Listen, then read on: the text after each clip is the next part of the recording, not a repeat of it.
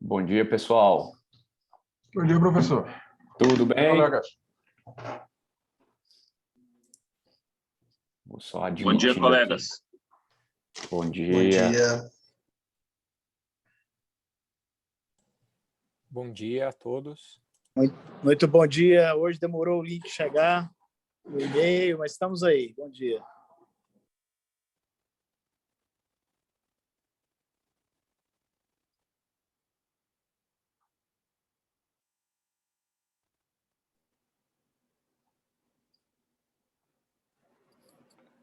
Bom dia, pessoal. Bom dia. Bom dia, professor. Bom dia, professor.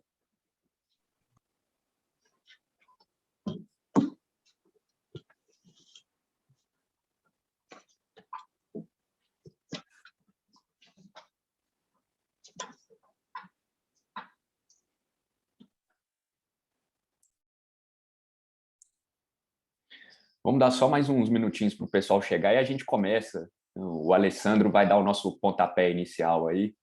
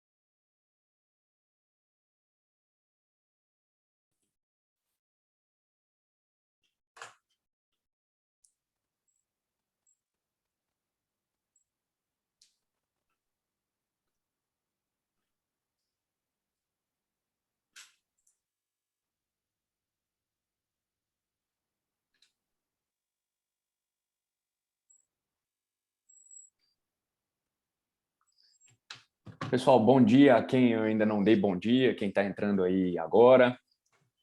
Sejam bem-vindos e bem-vindas novamente à nossa reunião. Eu acho que daqui 11h45 a gente pode começar para estabelecer essa meta de terminarmos às 13 horas, né? Hoje quem vai conversar com a gente, dar o pontapé inicial é o Alessandro. Obrigado, Alessandro, de novo por você ter aceitado aí essa incumbência. E eu te passo a palavra imediatamente para as suas considerações. Bom dia, professor. Bom dia, colegas. Incumbência essa bastante complexa, né? Não imaginava que seria tão complicado conseguir fazer uma síntese de um texto tão denso, né? Que cada vez que eu deixava alguma coisa de fora, eu achava assim, bom, isso aqui é muito importante para ficar de fora, eu vou ter que tirar outra coisa, e sempre ficava nessa dúvida. Mas acho que consegui achar algum caminho no final das contas aí. Né? O texto é O Direito e Democracia, entre Facticidade e Validade, do Jürgen Habermas, né? E foram dois capítulos aí delimitados para a leitura. Né? O primeiro é o poder comunicativo e a formação legítima do direito, em que ele traz uma análise de como o direito ganha legitimação, a validade, né? nas relações interpessoais. E aí ele começa dizendo assim: os direitos de participação política remetem à institucionalização jurídica de uma formação pública da opinião e da vontade, a qual culmina em resoluções sobre leis e políticas. E aí ele remete ao princípio do discurso, que teria dois sentidos: o sentido cognitivo, de filtrar contribuições e temas, argumentos, informações, de tal modo que os resultados obtidos por este caminho tenham a seu favor a suposição da aceitabilidade racional, né? E o sentido prático, de produzir relações de entendimento, as quais são isentas de violência, e aí remete a Hannah Arendt sobre o tema, desencadeando a força produtiva da liberdade comunicativa. O cruzamento entre normatização discursiva do direito e formação comunicativa do poder é possível, em última instância, porque no agir comunicativo os argumentos também formam motivos. Né? E aí ele tenta afastar toda a imposição de entendimento, toda a violência, né, para a imposição desses entendimentos no agir comunicativo. Com isso, se amplia o leque dos argumentos relevantes para a formação da política da vontade aos argumentos morais. Vem acrescentar-se razões pragmáticas e éticas. Isso faz com que o peso se desloque. Passa-se da formação da opinião para a formação da vontade. Né? E aí ele começa a afastar a formação jurídica dos conceitos formais, trazendo para esse debate também as questões pragmáticas e as questões éticas. Né? E aí diz assim: a consideração de fins coletivos não pode destruir a forma jurídica, que é a função própria do direito. Essa consideração não pode deixar o direito diluir-se em política. Caso contrário, desapareceria a tensão entre facticidade e validade delineada no direito moderno. O caráter do direito, mais concreto do que as regras morais, tem a ver com o conteúdo das normas jurídicas, com seu conteúdo de validade e com o modo de legislação. E aí ele começa a traçar essas três avaliações, né? O conteúdo das normas jurídicas, em que ele afasta o conceito do que é justo, né? Ou diz que não é suficiente para esse conteúdo jurídico, das normas jurídicas, esse predicado do que é justo, né? Dizendo que normas jurídicas não se encontram no mesmo nível de abstração que as normas morais, pois elas regulam o contexto vital dos cidadãos de uma comunidade jurídica concreta, né? E que a igualdade do conteúdo jurídico não se transforma em justiça, porque as matérias a serem reguladas através das leis não permitem frequentemente o grau de abstração no qual se encontram as questões de justiça. Tá? E continua que o conteúdo de uma lei só é geral no sentido de um tratamento material igual quando expressar um consenso racional em relação a todos os tipos de problemas apresentados. Né? E aí começa a tratar sobre o procedimento da elaboração, né? Que aí sim é possível você encontrar algum tipo de equidade nessas relações. Né? O conteúdo da validade, dado que as normas jurídicas são impostas, o momento da validade ou da aceitabilidade racional presente na dimensão da validade jurídica se liga à validade ou aceitação judicial. Né? As normas jurídicas válidas estão afinadas com normas morais e sua legitimidade, porém, não exprime uma autocompreensão autêntica da comunidade jurídica ou a consideração imparcial dos valores e interesses nelas distribuídos, ou ainda a escolha teleológica de estratégias e meios.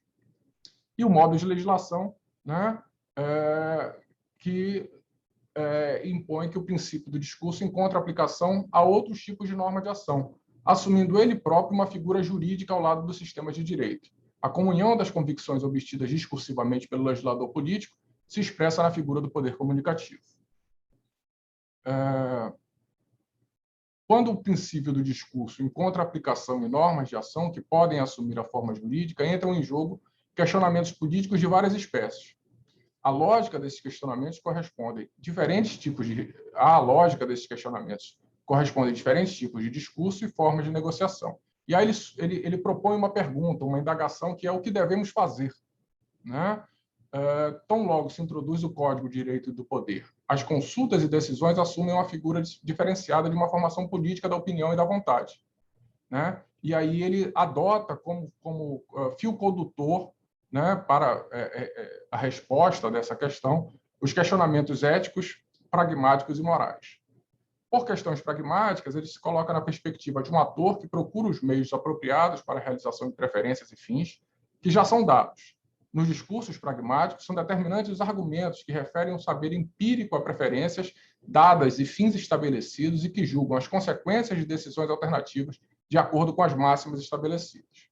Nas questões ético-políticas, colocam-se na perspectiva de membros que procuram obter clareza sobre a forma de vida que estão compartilhando e sobre os ideais que orientam seus projetos comuns de vida. Questões éticas encontram uma resposta nos conselhos para a reconstrução de uma forma de vida consciente e assumida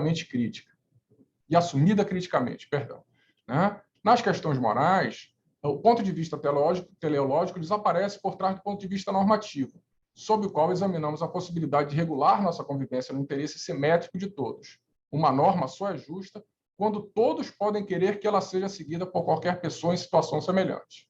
Na formação discursivamente estruturada da opinião e da vontade de um legislador político, há uma interligação entre normatização jurídica e a formação do poder comunicativo. Esta ligação segue a lógica da argumentação, parte de questionamentos pragmáticos, passa pela formação de compromissos de discursos éticos e atinge a clarificação das questões morais, chegando finalmente ao controle jurídico de normas. Portanto, as constelações formadas pela razão e pela vontade modificam-se de acordo com os aspectos pragmáticos, éticos e morais da matéria a ser regulada. Discursos pragmáticos abrangem somente a construção e avaliação das consequências de possíveis programas, não a formação racional da vontade, a qual só pode aceitar uma sugestão, quando se apropria de fins e valores hipoteticamente pressupostos. E aí ele começa a tratar sobre as negociações, a forma de resolução, né, do alcance desses consensos que ele pretende trazer. E aí ele fala das negociações naturais ou não reguladas, que apontam para compromissos aceitáveis pelos participantes, sob 3 condições: ser vantajoso para todos, excluir pingentes que se retiram na cooperação e excluir explorados que investem na cooperação mais do que ganham com ela. Enquanto um acordo racionalmente motivado se apoia em argumentos que convencem da mesma maneira todos os partidos, um compromisso pode ser aceito por diferentes partidos por razões diferentes. O caminho do princípio do discurso, que deve garantir um consenso não coercitivo, é indireto, desdobrando-se através de procedimentos que regulam as negociações sob pontos de vista da imparcialidade. O poder de negociação não neutralizável deve ser disciplinado através de uma distribuição igual entre partidos, para que possa concluir plausivelmente que os pactos a que se chegou são conformes à equidade. Negociações equitativas são pressupostos do princípio do discurso. Para que o princípio do discurso seja levado em conta por todos, sem exceção, é preciso supor a combinabilidade de todos os programas negociados ou obtidos discursivamente com aquilo que se pode ser justificado moralmente. Né? Esse foi o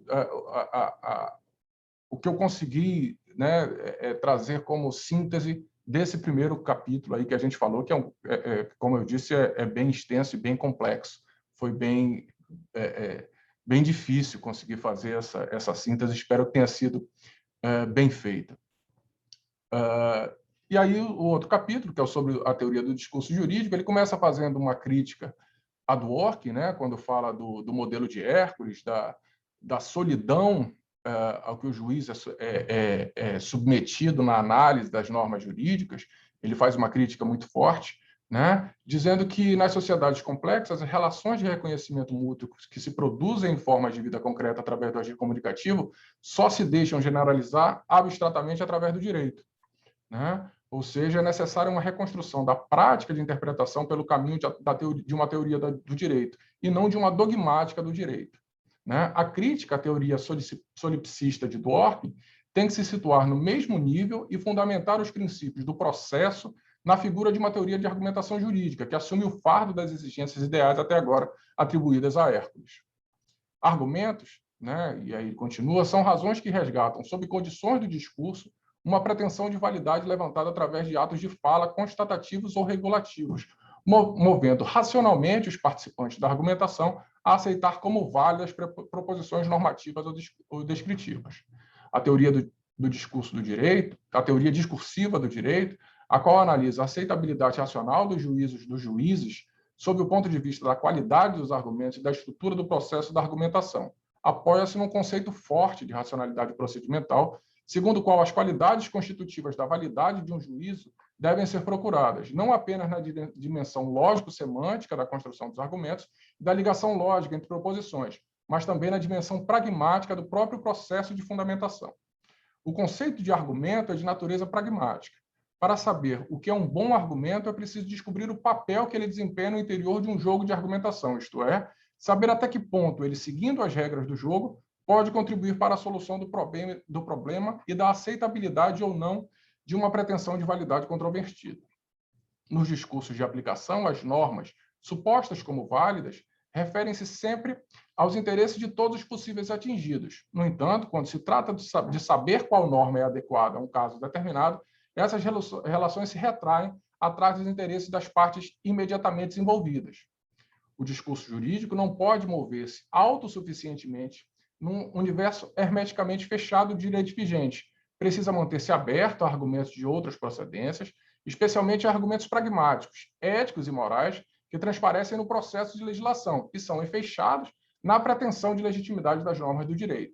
A correção das decisões judiciais mede-se pelo preenchimento das condições comunicativas da argumentação, que tornam possível uma formação imparcial dos juízos. Os participantes do processo, por mais diferentes que sejam seus motivos, fornecem contribuições para um discurso, o qual serve, na perspectiva do juiz, para a formação imparcial do juízo. Uma decisão jurídica de um caso particular somente é correta quando se encaixa num sistema jurídico coerente. A correção das leis não se mede apenas pela correção dos juízos morais, mas também pela disponibilidade, relevância, pertinência e escolha de informações. E aí ele sai citando uma série de outros requisitos para que se considere correta uma lei, né? E a dimensão da validade mais complexa das normas do direito proíbe equiparar a correção de decisões jurídicas à validade de juízos morais, e, nesta medida, considerá-la como um caso especial de discursos morais. A tese do caso especial, ele afasta essa possibilidade, sugere uma falsa subordinação do direito à moral, porque ainda não está totalmente liberta de conotações do direito natural. Os discursos pressupostos pelo princípio do discurso ramificam-se de um lado em argumentações morais e de outro em discursos políticos e jurídicos, institucionalizados conforme o direito, incluindo questões morais relacionadas a normas jurídicas. O conteúdo de tensão entre legitimidade e a positividade do direito é controlado na jurisdição como um problema de decisão correta e, ao mesmo tempo, consistente. O direito processual não regula a argumentação jurídico-normativa enquanto tal, porém assegura, numa linha temporal, social e material, o quadro institucional para decorrências comunicativas não circunscritas, que obedecem à lógica dos discursos de aplicação. O discurso jurídico, no qual os fatos provados ou tidos como verdadeiros são julgados normativamente, só é abrangido sob aspectos objetivos pelo direito processual, na medida em que o tribunal tem que apresentar e fundamentar o seu juízo perante os participantes e a esfera pública. As regras do processo não regulam os argumentos permitidos, nem o prosseguimento da argumentação, porém eles garantem espaços para os discursos jurídicos que se transformam no objeto do processo, porém somente no resultado. O resultado pode ser submetido a um reexame pelo caminho das instâncias. O interesse público na uniformização do direito destaca uma característica pregnante na lógica da jurisprudência. O tribunal tem que decidir cada caso particular, mantendo a coerência na ordem jurídica como um todo. Eu acho que a contribuição que eu consegui identificar nesses dois textos se encerra aí. Muito complexos, muito difíceis, né? Mas acho que, na medida do possível, consegui fazer uma síntese sobre o que me propus a fazer. Obrigado, gente. Obrigado pela atenção. Muito bom, Alessandro. Excelente pontapé inicial. É um ótimo ponto de partida, certamente, para a nossa discussão. Você abordou realmente, de forma bem concisa, os principais pontos desses capítulos muito difíceis, como você disse. Pessoal, quem quiser usar a palavra, por favor, vá levantando a mão e eu, pela ordem aqui, vou chamando, tá bem? Vou passar a palavra, então, para o Eduardo, para começar. Bom dia, pessoal. Bom dia, professores. Eu fiquei com uma dúvida em relação a algo até que o colega acabou de mencionar. O texto do Habermas, ele faz nesse ponto específico, né, da teoria da argumentação jurídica, ele recorre àquela cisão entre discurso de aplicação e discurso de fundamentação, né? Essa diferença, ela remete ali ao positivismo semântico do início do século XX, né, que coloca muito esse peso tanto na dimensão sintática quanto na dimensão lógico-semântica do discurso jurídico. Só que o Habermas, como a gente pôde ver, ele incorpora a teoria do discurso à dimensão pragmática da linguagem, né? Que é uma coisa que aconteceu com o giro ontológico linguístico ali, da filosofia da linguagem, de Wittgenstein e tal.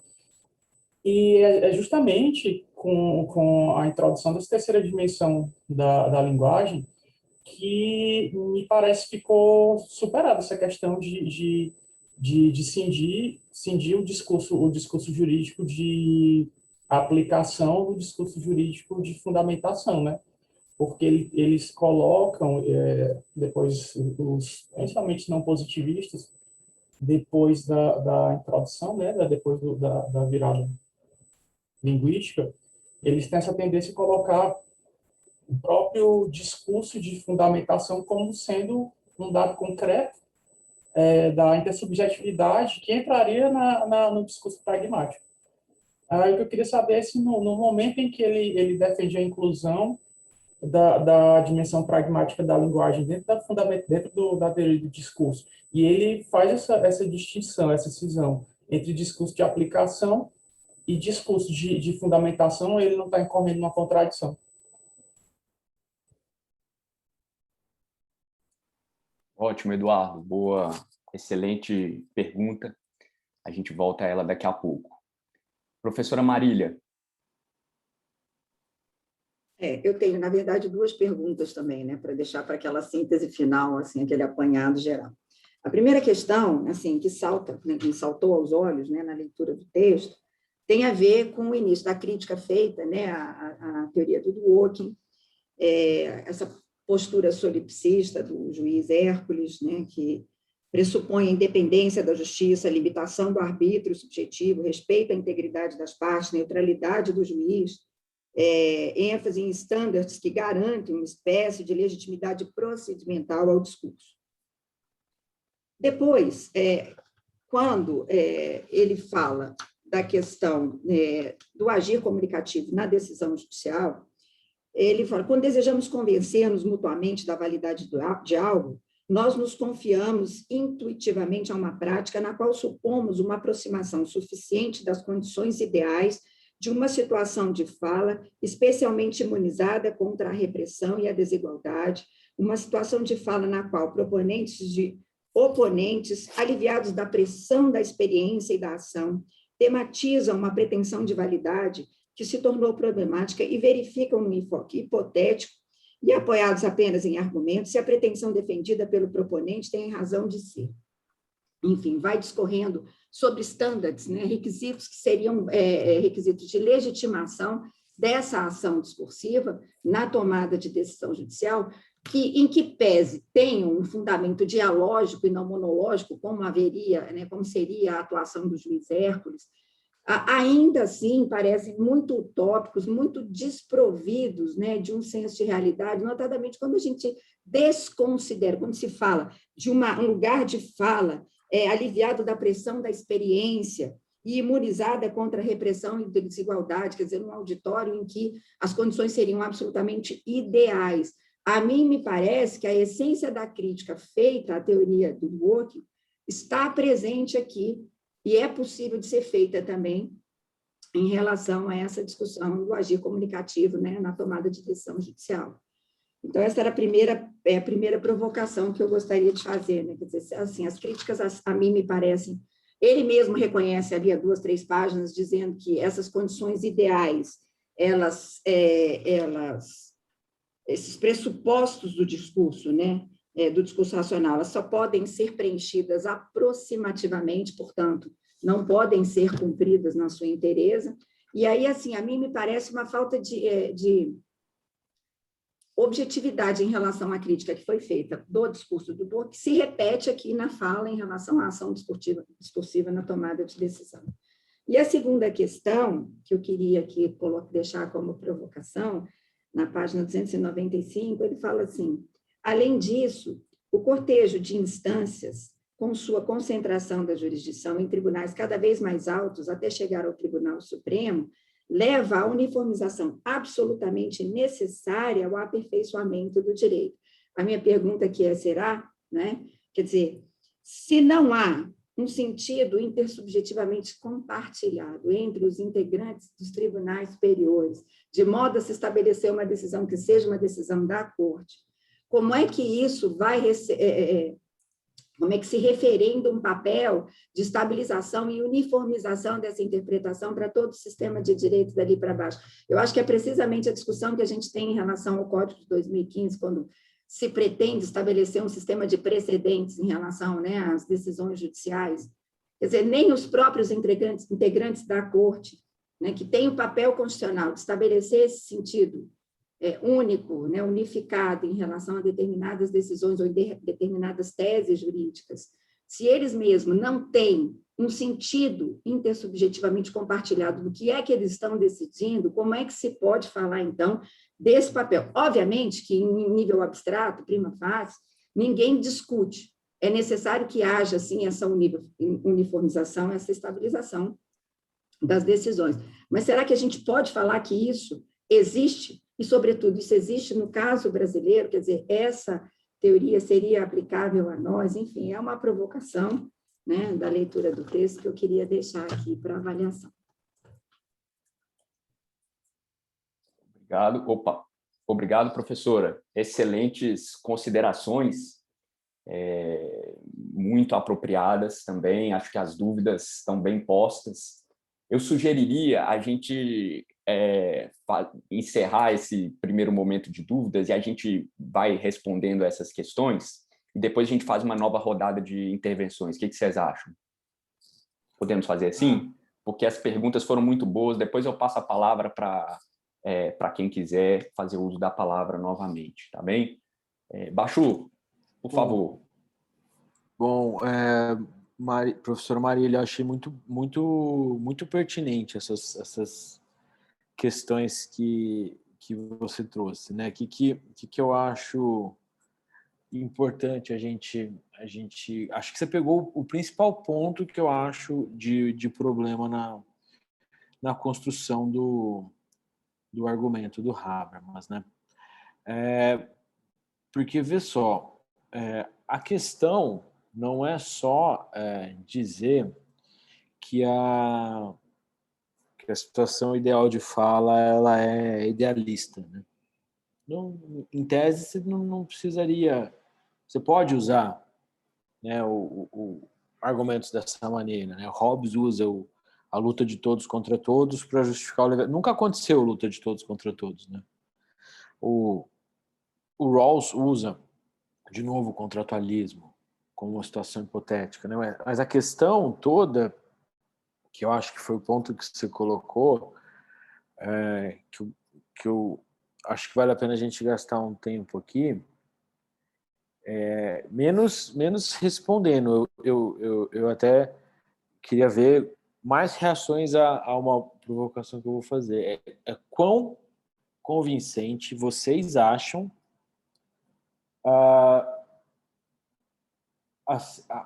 situação ideal de fala como fundamento de uma teoria que se pretende dialógica? A Marília pegou e disse o seguinte: ele faz uma crítica ao Dworkin no solipsismo do juiz Hércules. E aí ele vem com essa postura dialógica, que eu não sei se existe nos tribunais, quanto que existe isso na prática. Você tem que passar por uma situação ideal de fala, mas eu não sei se isso existe na prática. Eu vou avançar um pouco na pergunta dela, que é não só dizer que eu não sei se isso existe na prática. Do ponto de vista da construção teórica, quão convencidos vocês estão de que a situação ideal de fala é um bom ponto de partida para uma situação dialógica, para uma teoria que se pretende dialógica? Eu quero ouvir mais agora de vocês. Quem se arrisca a dizer que está convencido, que não está, que é bobagem, que é convincente? Queria mais estressar um pouquinho esse ponto.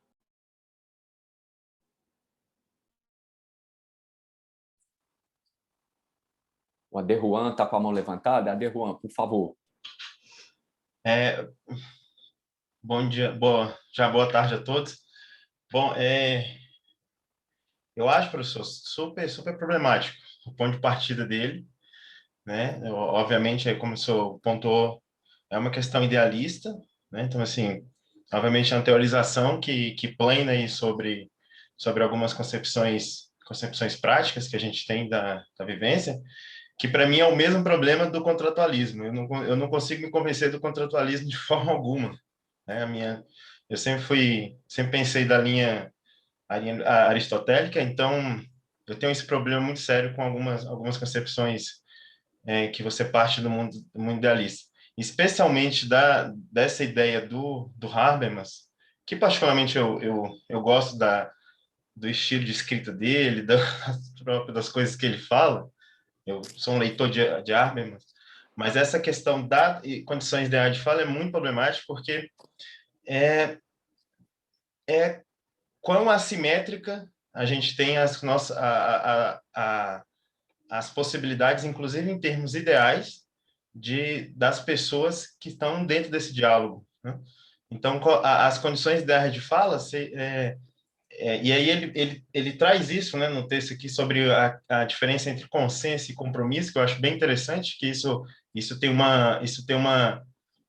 vai ter na própria formação do pensamento político final, né, da formação da vontade política final, que vai se traduzir na lei, né, o quão problemático isso já de partida para essa questão do consenso e do compromisso, né? Se eu tenho essa assimetridade entre as partes, eu penso que é muito complicado, né? Eu particularmente, um dos motivos de entrar aqui foi justamente tentar entender melhor, tentar me convencer melhor sobre dessas condições ideais de fala, que convenhamos, é onde está toda a base do pensamento dele. Muito bom. Excelente, Aderwan. Alessandro?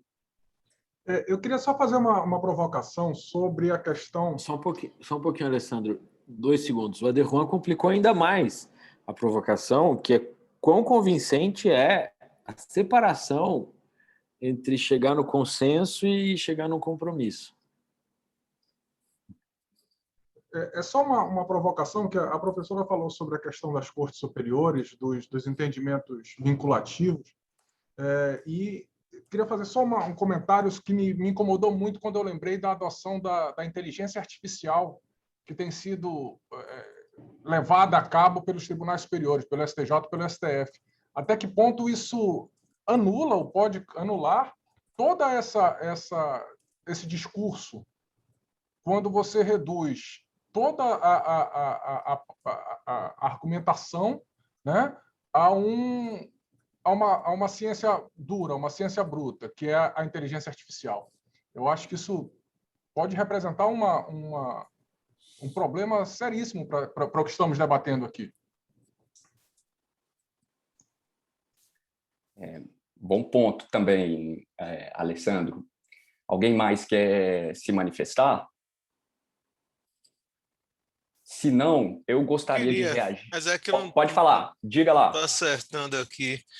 Não, essa diferença aí entre o que seria uma teoria, digamos assim, normativa e o que seria a questão empírica da realidade, como trazido aí pelo colega, eu também às vezes tinha essa dúvida, mas eu estou começando agora no mestrado, né? Logo a primeira matéria, o primeiro texto, que foi na disciplina do professor Rafael Silveira, já espancou essa dúvida, que aí o texto diz assim, eu acho que ele até colocou como primeiro texto com esse intuito, né, que não é possível essa separação entre teoria normativa e teoria empírica, porque em tudo vai haver um julgamento de valores, então não existe uma incompatibilidade entre rigor científico e julgamento de valores, e que não é preciso não perder de vista que uma das implicações mais funestas que o discurso sobre o realismo pode gerar é a atitude de aceitação resignada do que é visto como a realidade e de abandono do debate e da luta sobre as possibilidades de sua transformação. É um texto que foi passado da Maria Rita Loureiro.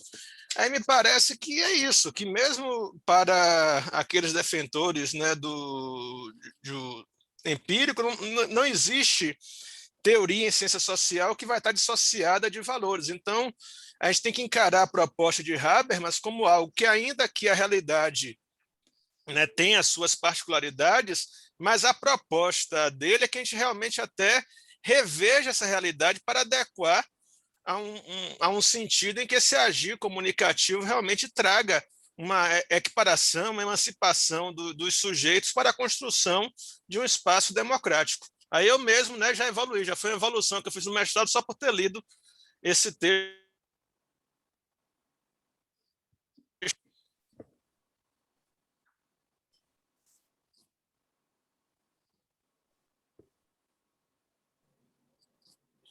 Sumiu para todo mundo, só para mim? Sumiu. Acho que caiu o áudio do Lucas. Sumiu para todo mundo, eu acho. Beleza. Eu vou passar, então, a palavra para o Eduardo, depois eu também vou... Estamos ouvindo ele mais ou menos, né? Eu tô com... Tá travado aqui, eu vou tentar sair e entrar de novo, não sei se vocês estão me ouvindo. Agora estamos conseguindo te ouvir, Lucas. Não, mas foi só essa conclusão, que assim, eu mesmo tinha essa... Aí eu percebi até que era uma coisa já um tanto quanto chapada, né? Porque logo teoria normativa e teoria empírica. Aqui tudo vai ter vai ter que haver a compatibilidade do rigor científico com o julgamento de valores, e que se a gente aceitar puramente o realismo, na verdade a gente está também perdendo a oportunidade de buscar um discurso, de um debate das possibilidades de transformação. E eu vejo muitas críticas, e eu mesmo as fazia só com base, mas isso não corresponde à realidade. Era só essa contribuição que eu queria dar. Eu vou sair e entrar de novo para ver se melhora a minha conexão. Obrigado. Obrigado, Lucas. Obrigado. Eduardo. Opa. Eu estava aqui, até mais essa questão que o professor Baixo colocou. Eu acho que essa questão do lugar ideal de fala pode não convencer, e eu acho que isso parte do próprio conceito do que é o lugar ideal de fala, né? Porque quando se coloca essa ideia, né, de lugar ideal de fala... Não é lugar de fala, é situação ideal de fala. Tá, ok. Se coloca... Esse lugar de fala vem das coisas identitárias recentes. Isso. Sim, para não confundir isso. Quando se coloca nessa questão de situação ideal de fala, falando de suspensão, né, de preconceitos, coações e ímpetos do agir estratégico do próprio sujeito. E aí tem a questão do próprio autoconstrangimento moral, né, para entrar no discurso de uma forma, enfim, autocontida. Aí, nesse momento, você se pergunta, mas como diferenciar dentro da argumentação que o sujeito está se orientando pelo agir estratégico ou pelo agir comunicativo? Ou seja, como saber se ele está sendo teleologicamente orientado ou se ele está realmente se orientando de acordo com o que seria o bem maior. E Habermas não coloca essa ideia, então o discurso acaba ficando realmente... A fundamentação do discurso fica realmente preso dentro da cabeça do sujeito falante. Então, nesse momento, eu acho que a intersubjetividade ela acaba sendo demolida pela própria questão do solipsismo, do subjetivismo particularista do falante. Ótimo, Eduardo. Eu vou fazer as minhas considerações iniciais aqui e depois eu passo a palavra para quem mais quiser fazer o uso dela e para o Bachur também retomar os pontos que ele avançou. Eu vou tentar, e isso vai ser muito difícil para mim, mas eu vou tentar defender o Habermas aqui, tá? Para a gente conseguir, digamos assim, estabelecer, pelo menos tentar fazer uma leitura mais caridosa, não que a gente não esteja fazendo, mas tentar entender o que ele está querendo dizer. E essa é a forma como eu leio esse texto, tá? Não estou dizendo que é a única correta, não, mas é uma das formas possíveis e, pelo menos, é a que eu tendo a ler nesse momento. O que eu acho é que a gente tem que pensar, e isso é muito bom que a gente tenha lido na primeira aula, o teoria tradicional e teoria crítica.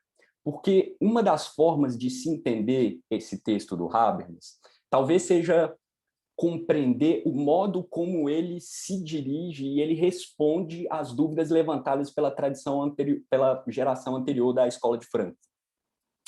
Se a gente se lembrar bem, a gente tinha distinguido a teoria crítica da tradicional, dizendo que havia uma coisa na teoria crítica que era uma tendência à emancipação. Ela tinha uma teleologia específica, que ela era a teleologia da emancipação. Mas no próprio primeiro encontro, a gente conversando, nós chegamos à conclusão que aqueles autores da teoria crítica, sobretudo o Horkheimer e o Adorno, eles foram, com o passar do tempo, concluindo que esse projeto de emancipação estava absolutamente bloqueado nas condições contemporâneas do capitalismo. Se a gente toma, por exemplo, as grandes previsões que o Bashur até tinha mostrado como o marxismo tradicional enxergava as coisas, né? Qual era a ideia de evolução da sociedade? Bom, o fim do capitalismo e o advento do socialismo por duas, pelo menos, razões claras, né? Uma tendência à baixa do lucro, né? A lei da tendência à diminuição do lucro, que é a formulação econômica lá do Marx, e a tendência de organização do proletariado. Então, quando eles estão ali na década de 30, 40 e 50, ascensão do nazismo, como a gente discutiu, as pesquisas feitas sobre a personalidade autoritária nos Estados Unidos, eles foram chegando à conclusão que não tinha saída daquilo. Afinal de contas, o Estado havia tomado as rédeas do capitalismo e parecia que todas as vias de saída desse capitalismo estavam bloqueadas. O diagnóstico do ponto de vista teórico é de uma predominância de um tipo de racionalidade, ou seja, a racionalidade tipicamente iluminista emancipatória, ela tinha se transformado numa racionalidade instrumental. E o que vai fazer o Habermas, então? Muito na linha do que o Lucas estava falando antes de ser cortado, de ter sua palavra caçada pelo sistema aqui tecnológico. Ele vai dizer o seguinte: bom, tudo bem, se todas as vias de saída do capitalismo estão bloqueadas, se todas as vias de saída dessa racionalidade puramente instrumental estão bloqueadas, isso significa que, em princípio, acabou a crítica. Não dá mais para fazer crítica, porque é impossível imaginar uma saída desse sistema. Então, aquele objetivo, aquela diferença entre a teoria tradicional e a crítica, ela se desfaz, porque eu não consigo mais colocar como horizonte de reflexão a crítica dessa sociedade. E qual é o movimento que ele vai fazer? Bom, o movimento é mostrar que existem diferentes espaços de ação, que a modernidade conhece tipos de racionalidade diferentes, ou seja, ela é composta por uma racionalidade complexa, por um lado uma racionalidade de tipo instrumental e por outro uma racionalidade de tipo comunicativo, mas mais do que isso, eu acho que talvez aqui seja o ponto importante, me referindo à questão levantada pelo Eduardo agora. O ponto talvez não seja somente que há uma bifurcação da racionalidade, mas que há uma bifurcação das estruturas que permitem agir de acordo com essa racionalidade. Então, o que o Habermas vai dizer, por um lado, você tem o sistema. O sistema ele se cristaliza em determinados tipos de instituição, o mercado, o Estado, o administrativo. Mas, por outro, você vai ter outros espaços de ação que ele vai chamar de mundo da vida, né? E toda a crítica que a gente viu sendo feita lá no livro do Marcelo Neves é justamente essa, quer dizer, existe em algum ponto dessa história uma tomada, né? Uma colonização, é o termo que ele vai utilizar, do mundo da vida pela racionalidade do sistema. E o que ele está dizendo não é simplesmente, bom, o sistema é mau e o mundo da vida é bom. Por vezes ele vai dizer isso, mas no fundo o que ele está dizendo é que, para as circunstâncias da complexidade da sociedade moderna, você precisa dos dois. O problema é que o sistema tem uma tendência expansiva e ele tende a colonizar as formas de integração social baseadas na coordenação.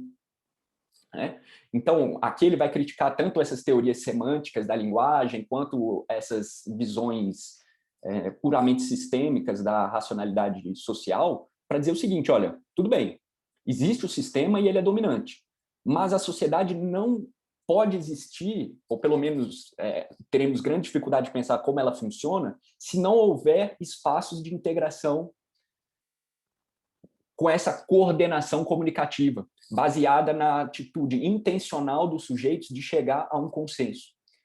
Se nós somos mediados simplesmente pelos meios não linguísticos do dinheiro e do poder, a sociedade ela tende, se não a se esgarçar completamente, mas esse é um diagnóstico que vai ser feito, ela vai gerar uma série de patologias. Ela se torna uma sociedade dotada de patologias. E uma questão que é interessante nesse debate, o debate da teoria da ação comunicativa, é que entre a teoria da ação comunicativa e esse texto, foi publicado esse livro aqui que vocês talvez conheçam, O Luta por Reconhecimento, do Honneth, que, salvo engano, é de 84, o texto original. E o que o Honneth diz sobre o Habermas nesse texto? Que é uma coisa que eu acho interessante para a gente debater aqui. Ele diz o seguinte: há um déficit sociológico na análise do Habermas. E qual déficit sociológico é esse? O déficit sociológico diz respeito, mais ou menos, a isso que a gente debateu aqui, dificuldade de separar a ação no sistema e a ação no mundo da vida, e mais do que isso, não existe um mecanismo de mediação entre as duas coisas. O Habermas, até onde eu saiba, ele não responde a isso diretamente no facticidade e validade, mas eu entendo que a resposta dele é dizer o seguinte: existe sim. Existe um meio conhecido na modernidade ocidental que faz essa mediação, que faz essa função que ele vai chamar de charneira. E esse meio é o direito. O direito propõe uma passagem entre o sistema e o mundo da vida. E, aliás, essa função de passagem, ela não é desconhecida da teoria social, né? A gente pode falar disso depois, o Bachur é especialista no assunto, mas a ideia de constituição no Luhmann, por exemplo, ela propõe uma coisa mais ou menos nesse sentido, um mecanismo de transição, de passagem, né? Entre o sistema da política e do direito, no caso. Um pouco diferente aqui da análise do Habermas, né? Mas, de qualquer forma, tem essa função de transição. Então, o que ele vai dizer? O que ele vai nos dizer? Por que o direito é capaz de realizar essa função? Primeiro ponto, porque o direito não é igual à moral. Porque se ele fosse igual à moral, ele seria incapaz de fazer essa passagem, porque existe uma pressão sistêmica para que, coletivamente, sejam resolvidos problemas de tipo pragmático, que ele chama, né, que a gente poderia chamar de teleológico, instrumental, técnico, científico, né? Existem problemas de adequação de meios e fins nas nossas sociedades. Isso tem tudo a ver com o argumento que ele está levantando lá na teoria da ação comunicativa. Porque o que ele vai dizer lá? O sistema é necessário. O sistema é necessário para a reprodução material da vida. Não dá para pensar a reprodução material da vida, e esse é um diagnóstico que a gente pode pensar se ainda é válido, mas não dá para pensar a sociedade sem indústria, sem trocas econômicas, etc, etc. Muito bem. Mas o que ele vai dizer além disso? Bom, o que faz a característica do direito é que ele junta, ele torna possível, quase como se ele fosse um lógico do início do século, ele vai dizer, olha, existe o direito, ele é um espaço semântico que permite que argumentos de ordem pragmática, moral e ética convivam. E aí, a pergunta que o Eduardo tinha feito no início, para mim, fica mais clara. Fica mais clara, porque ele vai dizer o seguinte, olha, o problema do sociólogo não é descrever os significados que surgem nesse espaço. Isso é a atividade dos participantes. O que eu posso fazer é descrever as condições pragmáticas para a realização bem-sucedida desse espaço. O que isso significa? Que, no fundo, como dizem lá os pragmatistas, quando eu digo alguma coisa nesse sistema, para eu poder dizer alguma coisa nesse sistema, eu preciso fazer alguma coisa. Eu preciso realizar certas ações para tornar possível esse sistema funcionar. Esse sistema funciona sempre? Não. E é por isso que o direito é bem-sucedido, porque ele consegue acomodar os seus insucessos. Ele é um espaço de razões diferente da moral. E aí a distinção entre justificação e aplicação, Eduardo, para mim faz todo sentido. Por quê? Porque o que ele está dizendo é que, por horas nesse sistema, nós vamos ter que mobilizar argumentos generalizáveis, universalizáveis, que adotem como patamar de verificação do sistema algum princípio de igualdade, né? É uma reformulação clara do imperativo categórico, né? Para eu avaliar se alguma coisa faz parte da racionalidade, eu preciso fazer um teste de universalização. Muito bem, isso conta no momento da justificação. Mas quando eu aplico a norma, por mais que eu possa controlar essa racionalidade, eu não ajo como se fosse um legislador. A minha racionalidade, procedimentalmente, é limitada. Ela sofre um tipo de limitação. E por que ela sofre um tipo de limitação? Para evitar justamente o que ele está criticando lá no Alex. Porque no Alex, em princípio, os juízes vão poder raciocinar sempre como um mecanismo de justificação. E isso, para ele, é problemático. Por quê? Porque aí ele transforma o direito num caso específico da racionalidade moral, da racionalidade prática orientada pela moral e pelos valores. E se isso acontece, aí é o que vai dizer o Habermas, o direito perde essa função de charneira. Então, para concluir, a tentativa de defesa aqui talvez meio desastrada do Habermas. O ponto talvez seja ver no direito uma saída para problemas teóricos que existiam ali. Se isso acontece, se a gente consegue sair por via do direito, é uma outra questão. Mas o direito funciona para o Habermas, a meu ver, como esse resquício da possibilidade de crítica. Ele continua tendo uma função crítica porque normativa, normativa porque crítica. E eu encerro dizendo, a chave de leitura talvez seja o título do livro, Facticidade e Validade. Porque todo o argumento do livro eu não consigo entender a facticidade dessas instituições hipercomplexas se eu não pensar as idealidades que já estão fragmentariamente inscritas nessas realidades. Ou seja, eu preciso de idealidade para elas funcionarem. Um pouco o que estava na frase, na fala do Lucas. Mas, ao mesmo tempo, esse é o ponto, isso faz com que o Habermas não seja um justnaturalista ou algo do gênero, a facticidade é um componente decisivo da idealidade do sistema. O que faz o direito interessante é o aspecto fático, é o lado poder, é o lado emprego da força, é o lado estabilização das razões, é o lado limitação dos argumentos. Então, o que ele está propondo é que, dentro desses requisitos pragmáticos, é necessário entender essa tensão. Sem essa tensão, o sistema se esgarça e a gente perde tanto a capacidade crítica quanto a capacidade de integração social. Certo?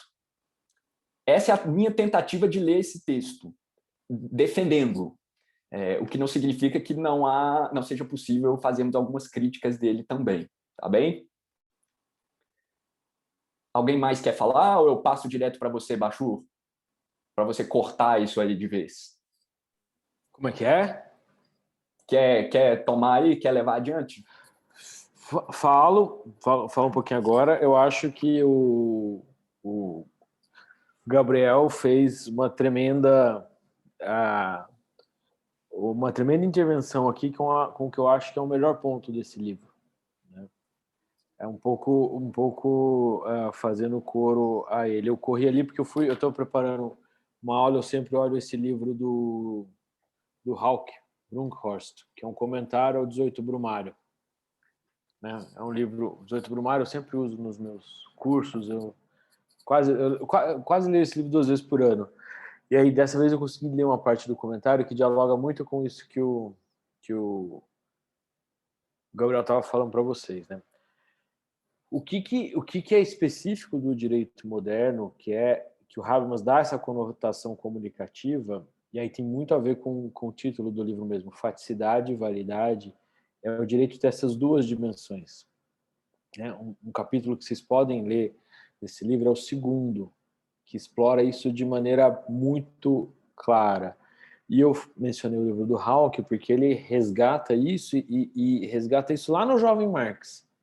mostrando que o próprio Marx tinha identificado um componente crítico no direito e um componente conservador.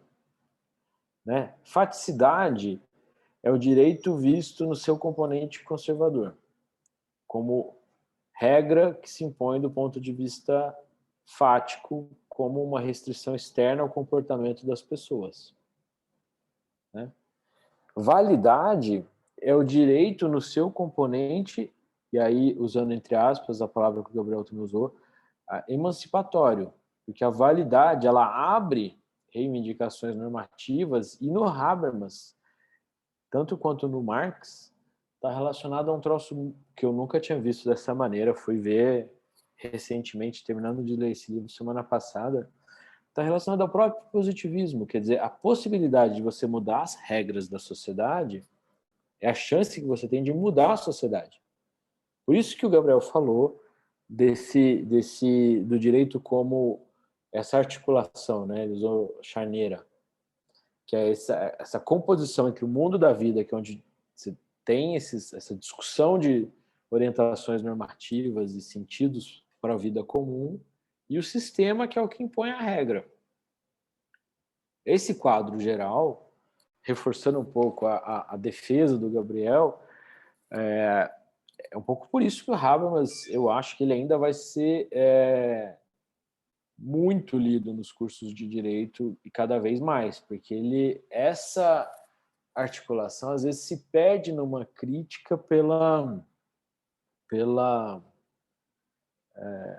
enfim, pelo idealismo da teoria. Quando tem uma parte do idealismo da teoria que está dialogando com uma pretensão normativa mais remota de reabilitar, vamos dizer, o componente crítico da teoria da sociedade, né? Sem prejuízo das leituras que identificam o solipsismo no Habermas. Eu tenho um artigo, depois eu até mando no grupo para vocês, que chama isso. Mas vamos abrir mais uma rodada aqui, que dá tempo para ver se tem alguma reação a isso, alguma discordância. Eduardo já está com a mão levantado.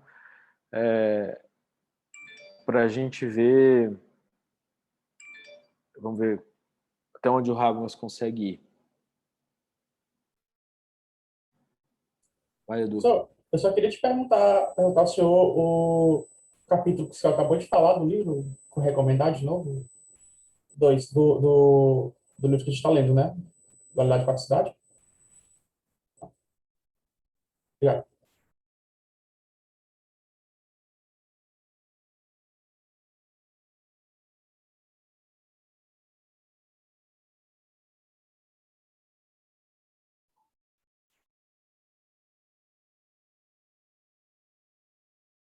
Vamos lá, Diogo. Manda ver. Oi, bom dia, gente. Não, eu tinha, antes do Gabriel falar, eu estava com uma formulação aqui na minha cabeça e estou até agora meio em dúvida, mas eu acho que tem um pouco a ver.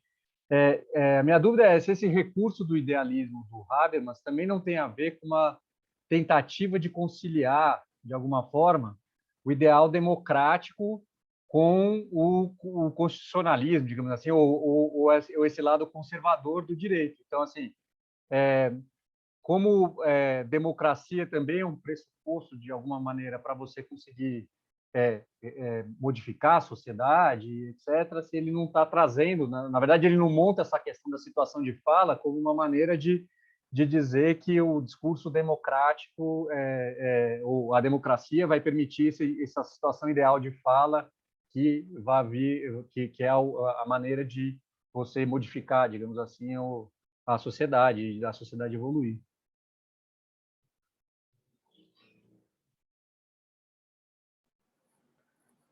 Excelente. Por isso que a teoria do Habermas não tem como a gente pensar sem uma teoria da democracia deliberativa.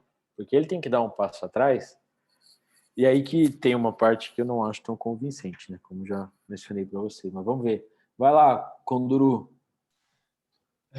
Professor, agora o meu xará Diogo falou aí, a gente inclusive nessa nesse grupo de teoria, a gente sempre intervém junto, parece até que é combinado, né? A dupla de Diogos, mas não Vou é. falar, cara, não é só isso. No meu curso também, falava um, falava o outro. Que coisa é essa? Coincidência, coincidência. São os Diogões. Um só. É um só Diogo, é um Diogão. É coincidência. Professor, o senhor falou agora aí, e na verdade era o ponto que eu queria comentar, que é sobre essa teoria do Habermas sempre pressupor uma deliberação. E aí me parece que ele divide os espaços dessa deliberação, ou seja, o legislativo ali, a função do legislativo nesse modelo deliberativo é a função importante, efetivamente, para o Habermas, onde o discurso, ele, obviamente, tem que ter os procedimentos para ser o mais equilibrado e justo possível, mas ali seria o espaço do legislativo, isso já indo para uma tentativa prática da teoria dele, de deliberação daquilo que é possível dentro da sociedade. Ou seja, os grandes discursos de fundamentação eles estão ali no legislativo. Me parece que quando passa para o judiciário, ou seja, quando passa para o direito, seria a tentativa, e aí eu não sei se faz o link que o senhor falou, acho que não sei se foi na aula passada, no segundo passado, de que talvez seja no direito que ele tente resolver o problema do discurso de meios e fins, ou seja, lá no legislativo, enquanto eu estou fundamentando o debate mais livre, ali existe uma possibilidade ampla de eu ter um raciocínio em que eu não consiga pensar de maneira pública, eu estou pensando efetivamente em meios e fins, e talvez o direito ele consiga, ele tenha dentro do mecanismo do direito uma discussão mais racional para que possa fazer a tentativa de eliminar esse tipo de discurso de meios e fins, ou seja, é o direito que aplica aquela moral pública que talvez não consiga ser encontrado no legislativo, embora seja o legislativo o espaço de fundamentação dessa validade. Eu não sei se ficou muito confuso, mas eu pegando ali o que o professor Gabriel falou, então acho que o direito ele é um mecanismo de fato de limpar isso, de transformar talvez esse discurso em algo concreto, né?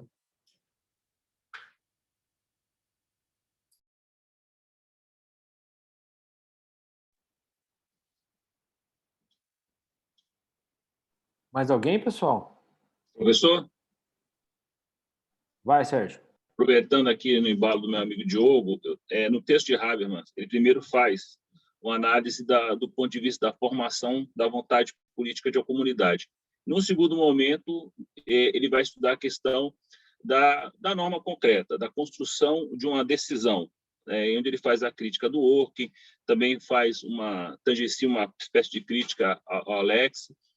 Só que tem uma questão, enfim, dentro do que foi discutido, da questão da validação, ele sendo um procedimentalista, ou seja, buscando uma forma, né, no meu entender, até fazendo um link com o que foi visto na aula passada, né, numa perspectiva pós-convencional, ou seja, de uma análise como esses estándares, sejam princípios e normas, podem ser objeto também de análise de controle, né, como construir uma participação, e até me lembro também, né, de uma questão da colega, que ele sempre parte de uma perspectiva de um Estado democrático, né, onde há participação também, inclusive, daqueles que vão receber, enfim, as consequências, né, seja da norma abstrata, seja de uma norma concreta, vamos colocar aí. Por isso, até respondendo talvez um questionamento da aula passada, não seria possível no Estado autoritário, porque passa-se dessa premissa, mas, ainda assim, talvez o grande problema do procedimento, dessa participação, é como no âmbito da decisão, e ele parece que ele coloca isso na obra, né, no âmbito da aplicação da norma, da decisão do juiz, no caso, como estabelecer um procedimento. Né? Me parece que ele faz, não há crítica, ele só observa que é dessa maneira, ou seja, o juiz profere uma decisão e ele é objeto de recurso. Né? Mas não há, de maneira como há no parlamento, todo um sistema de construção, inclusive ele faz isso à luz da teoria do agir comunicativo, mas também propõe, né, uma forma de uma construção de uma decisão, de uma norma mais correta ou mais consensual, mas no âmbito da decisão. Né? E talvez, voltando à crítica da colega, como podemos obter uma decisão que não seja, digamos, do ponto de vista moral, né, a melhor, do ponto de vista universal, mas do ponto de vista procedimental, naquele momento, como construir isso aí? O que o magistrado decida quando ele está lá, né, na sua solidão, né, e ele faz uma crítica do que concerne ao juiz solipsista nessa solidão, porque não há, e parece que há um vácuo nesse sentido, né, naquele momento, porque às vezes, né, e quem tem prática nisso aí sabe, às vezes um juiz está proferindo uma decisão, vamos colocar para o mundo prático, ele dá uma decisão completamente sem fundamento algum, né? Parece uma imposição de vontade, ele não tem compromisso com isso, né? Então, só essas colocações, né, para o debate, e dentro do que o Diogo me parece que é o que ele colocou também.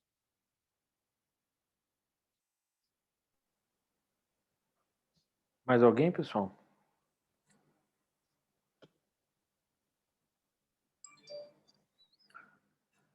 Bom, tem um ponto que eu acho, vou reagir um pouco a esses pontos, Sérgio, Diogo, que vocês falaram um pouco, né?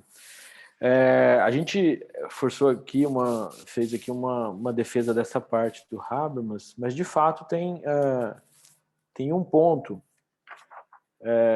que é problemático, que eu acho que o Diogo identificou bem, primeiro, Diogo, que a teoria do direito dele, como ela está preocupada em renovar o aporte de legitimação moral, inclusive, do direito, ela precisa dar um passo atrás e falar da formação da norma.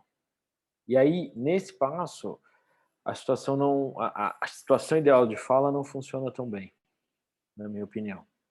É como se a gente tivesse que separar o conceito político de lei, que é o ponto final da atividade política, e o conceito jurídico da lei, que é o ponto inicial do raciocínio do juiz, né? E o Habermas tem que pegar as duas pontas, porque se de fato é faticidade e validade, ele não pode só pegar o lado da faticidade, da norma dada para o comportamento do juiz. Quando ele faz isso nesses trechinhos que a gente leu da argumentação, por isso que ele usa aqui a situação ideal de fala como algo que o juiz, na solidão dele, vai tentar raciocinar de uma maneira diferente do argumento moral, né? Ele vai ponderar motivos e fundamentações de maneira diferente de quando estamos raciocinando com juízos puramente morais. O problema é que aqui a situação ideal de fala ela funciona quase como um ideal normativo para regular a postura do julgador na solidão dele, como se ele tivesse que estar de fato aberto para a força do melhor argumento. Como alguém que, teoricamente, está, imagino, sozinho no seu gabinete, ponderando aqui a acusação e a defesa, o autor e o defendente, e podendo adotar a postura dos dois infinitamente, até se convencer mesmo, à luz não do argumento moral de que não é justo eu ficar sem meu dinheiro, né, mas eu quebrei o contrato, mas à luz de uma norma. O problema é quando você dá o passo para a formação da lei, o passo da democracia deliberativa, que aí o procedimento, de fato, parece ter um déficit sociológico, não esse que o Honneth aponta, mas um que tem a ver com aquilo que o Eduardo e a Marília já falaram, que é, quando você olha para uma lei, como você consegue dizer que ela é resultado do consenso e, portanto, do livre convencimento dos envolvidos, ou resultado da barganha, né? Quando você olha a reforma da Previdência no Brasil, ela foi o quê? Mais um momento da sociedade definindo como é o nosso horizonte de expectativas e o mundo da vida e como isso deve funcionar para as próximas gerações no Brasil, ou uma disputa entre o Rodrigo Maia e o Poder Executivo no primeiro ano de governo? Como é que você entende melhor? E um compromisso possível, né? Então, e aí, o que leva ele a ter esse déficit de sociológico, na minha opinião, tem a ver com a teoria da comunicação dele, né? Vamos lembrar que faticidade e validade, se a gente fosse pegar a produção do Habermas, a gente poderia ter 3 marcos. A mudança estrutural da esfera pública, 62, teoria do agir comunicativo, de 81, e faticidade de validade de 92. O que acontece nessa passagem, né? Ele parte de preocupações institucionais para chegar numa teoria institucional do direito e da democracia. Mas o miolo é anti-institucional. O miolo é apoiado numa teoria do discurso que não conecta bem com as duas pontas da teoria dele. Esfera pública é basicamente escrita. Direito é basicamente escrita. A teoria do agir comunicativo, ele apresenta, e é lá que ele fundamenta a situação ideal de fala. Então, quando você tenta levar a situação ideal de fala para o ambiente do parlamento, ele força uma identificação entre intenção, significado e fala, né? Se isso, quando você pensa no juiz julgador como um contraponto ao Hércules e tudo mais do working, né, que alguém que está ponderando e raciocinando de uma determinada maneira, é uma coisa. Mas quando você dá o passo para a formação da lei, né, a teoria do Hamas tem essa parte da argumentação jurídica, a parte dos sistemas de direito, mas o capítulo 7 desse livro é de como está a formação da lei. E aí ele mostra como aportes da periferia do sistema político devem inundar o centro do sistema político e gerar uma lei legítima. Então ele está falando de comunicações oriundas da sociedade civil, da esfera pública, que vão contaminar, entre aspas, o parlamento e forçar a ter uma lei que diga respeito às pressões oriundas do mundo da vida. A questão, que é aquilo que a gente... ele precisa contornar um problema filosófico que é o paradoxo do mentiroso. Eu estou falando a verdade. Né? Eu realmente estou falando a verdade. Como é que... Né? Tem aquele paradoxo grego clássico, que é, eu minto quando digo que estou falando a verdade. Como é que você foge disso? Como é que... Porque... E aí é que aparece o déficit sociológico dele, porque não tem uma instância social capaz de regular a interação dos participantes no discurso. Qual é essa instância, entendeu? Quando vocês estão numa negociação de preço, vendendo um carro, comprando um carro, ou numa negociação política, ou discutindo aí o Diogo lá no CAD se houve cartel, não houve cartel, as pessoas numa discussão se combina o preço, não combina o preço, e o cara falando, não, aqui ó, gasolina eu posso abaixar 2 centavos, 3 na bomba, mais que isso não dá. Qual que é o nível de sinceridade, de autovinculação ao que você está pronunciando como fala? Né? Então, isso aparece naquelas pretensões de validade da teoria do Hobbes. Tudo que você fala tem pretensões de validade, tem que ser compreensível, tem que estar relacionado com o mundo, tem que estar no enquadramento normativo, e ele acrescenta uma quarta, que é a pretensão de sinceridade, que é não vale mentir. Eu tenho que dizer algo para encadear intenção e fala. Mas se isso acontece, e aí é o grande paradoxo, é o que sobra para a comunicação. Porque comunicação é você testar a intenção do outro por regras socialmente estabelecidas. Existem regras para negociação econômica, para negociação política, para sustentação oral no STF, tem regras. E ali você está testando a intenção.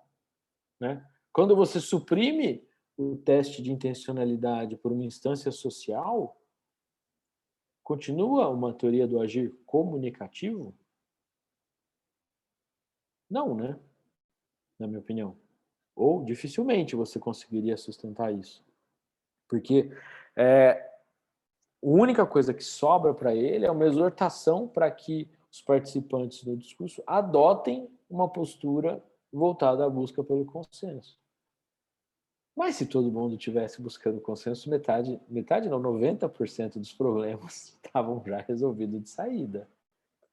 Então, acho que é um pouco essa questão que a gente tem que ler com cuidado para não invalidar o Habermas, sem mais nem menos, só dizendo que é normativa, idealista.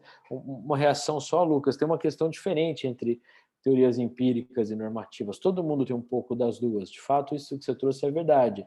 Mas, às vezes, a gente não deve descartar a teoria por causa dessa característica, mas ver se, como teoria normativa, ela é construída internamente de forma convincente. Né? Existem pressupostos normativos disfarçados, né, da teoria do Luhmann. Claro que existem. Né? Mas acho que era isso que eu queria trazer, Gabriel. Maravilha. Acho que o Eduardo está com a mão levantada ali. Essa é uma coisa que me veio, né? O professor falou que se todos estivessem buscando consenso e tal, eu acho até engraçado isso, porque realmente se todos estivessem buscando consenso, eu acho que a teoria deles sequer seria necessária, né? Porque já estaríamos todos buscando consenso. Por que trazer esse tipo de teorização? Então seria meio paradoxal. Então realmente esse que ele falou, do professor falou, né? Do paradoxo do mentiroso, achei muito interessante. Maravilha. Lucas. Bem, obrigado. É como eu disse, né? Tem alguns colegas aqui que eles já são lentes, ainda sendo discípulos. Ainda sou discípulo realmente, porque ainda estou, melhor, discente, né? Não sou lente, ainda não tenho luz própria. Ainda estou aprendendo muita coisa. E o que eu aprendi já, inclusive aqui nessas aulas, é ver realmente esse encadeamento de momentos históricos. Então, uma coisa que eu aprendi é que a teoria crítica é uma forma de marxismo. Só que nós tínhamos um marxismo, né? Isso, claro, aqui, uma forma muito resumida de explicar o que eu entendi. Nós tínhamos um marxismo que tinha uma proposta revolucionária e que, então, a teoria crítica, né, preponderantemente abandonou essa proposta revolucionária e ficou num grande pessimismo, né? Assim, fazendo uma grande crítica, fazendo uma grande análise de todo o sistema, mas sem nenhuma esperança, até porque eles viveram um momento muito drástico que foi o do nazismo, e tudo isso influencia até na forma de pensar. Então, eles faziam uma análise ainda com pressupostos marxistas, mas sem aquela característica de imaginar que aquilo geraria algum tipo de mudança social, porque o sistema já estaria todo fechado. Pelo que eu também aprendi aqui, o Habermas vem no momento, inclusive, que há uma redemocratização da Europa, da Alemanha, ou seja, ele vem também nesse estilo, ou seja, ele é um pouco posterior, mas ele vem nessa toada, e como nenhuma teoria é boa ou ruim, ela explica ou não um fenômeno, foi uma época... Agora, claro, se a gente analisar as particularidades de qualquer coisa, aí utilizando até aquela velha frase, né, que se a gente soubesse como são feitas as salsichas e as leis, claro, aí entra outras coisas, mas, em geral, a Europa, o mundo, né, ocidental, estava num momento que, ainda que não fosse aquela revolução, né, marxista pretendida, era um momento da evolução do consenso. Foram se reconhecidos cada vez mais direitos a minorias, né, a mulher, aos homoafetivos. Então, havia, basicamente, ainda se a teoria é correta ou não é correta, mas ela explica o que está acontecendo, parecia haver uma expansão do campo do consenso e das possibilidades de um debate público equilibrado, sempre sabendo que existem jogos de interesses que são econômicos, existem outros atores, mas, bem ou mal, o caminho geral da sociedade parecia apontar para um favorecimento das formas consensuais e de expansão de muitos direitos. Aí, claro que a gente tem um refluxo, vem a crise de 2008, vem o fenômeno agora do Trump, e talvez nós fiquemos aqui mais pessimistas, novamente, de qualquer possibilidade desse discurso ser verdadeiro ou levar ou explicar alguma coisa da realidade, mas talvez por algum período na história da Europa, e lembrando que o Habermas é europeu, então ele nunca vai poder estar dissociado da própria realidade em que ele nasceu, em que ele desenvolveu a sua teoria. Parecia, então, que era uma forma de tentar recuperar um pouco da esperança anterior de que é possível ser uma mudança social, ainda que em bases mais limitadas, e sempre baseado nessa forma de haver cada vez mais diálogo e cada vez mais consenso dentro de um espaço democrático. Quero dizer que tudo isso que eu falei aqui, certo ou errado, aprendi aqui mesmo nesse grupo, então me perdoem qualquer imprecisão. Muito obrigado.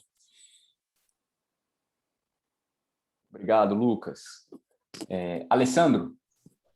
Só uma pergunta rápida. Essa questão, a ideia do consenso que surge, não surge para afastar a aplicação da violência como solução? por isso que ele cria esse discurso que, mesmo sabendo que esse consenso é algo até utópico, né? Mas para afastar, e aí baseado na história dele, na situação toda do país dele de origem, afastar a solução violenta dos problemas para a elaboração legislativa, enfim? Eu entendo que você vai na direção correta, Alessandro. É como eu leio também, né? A ideia de que é um requisito contrafático. Ele não se verifica na realidade, mas ele indica um ideal regulador, né? Que é um termo que ele vai usar, inclusive, no texto, né? Quer dizer, é algo que a gente não consegue ver, não consegue tocar, não consegue identificar na realidade, mas que orienta a prática, né? E eu acho que uma forma de se ler isso é como eu dizia, né? Isso é um mecanismo de crítica, né? Então, o que talvez o Habermas estivesse dizendo para o Dworkin fosse menos, olha, o seu juiz, na prática, ele é um juiz solipsista, digamos assim. O problema maior é como é que esse juiz ele consegue abrir canais de comunicação com as pressões dialógicas da sociedade para essa integração específica que se dá pela racionalidade comunicativa. Acho que talvez seja essa a questão, no fim das contas. E, para encerrar, eu ia passar um vídeo para vocês, mas deu errado aqui, porque eu não consegui achar o vídeo com a tradução, mas é um vídeo do Habermas, num congresso, conversando com o Emmanuel Macron. E é muito interessante isso, né? Porque o Habermas ele vai sair desse meio bem radical, né? O Bashir dizia que ele, no início da carreira, era considerado radical demais até para teoria crítica. E tem muita gente que diz, né, que o facticidade e validade ele é o sucessor da teoria da ação comunicativa, porque ele seria uma teoria da ação conservadora, no fim das contas, né? Deixo para cada um dizer aí se acha essa crítica correta ou não. Mas para muitos ele mudou de lado, né? Ele foi para o outro lado do forte. É isso. Acho que a gente tem algumas discussões boas e voltaremos, então, na semana que vem, conversando mais, agora mudando o foco para o Luhmann, né?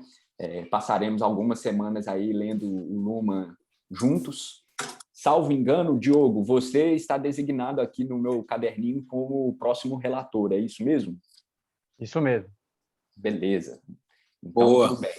A gente mantém o contato aí e é isso, pessoal. Joia, isso. pessoal. Obrigadão. Bom final de semana para vocês. A gente se vê em 15. Gabriel, só uma dúvida. É o capítulo 1 do Marcelo Neves também, né? Isso, exatamente. A parte exatamente. do Luhmann. Tá bom. Isso. Tá bom? Beleza. Um abraço. É isso, pessoal. Até mais. Valeu. Tchau, gente. Até 15. Tchau, tchau. Um abraço. Tudo de bom. Valeu, pessoal.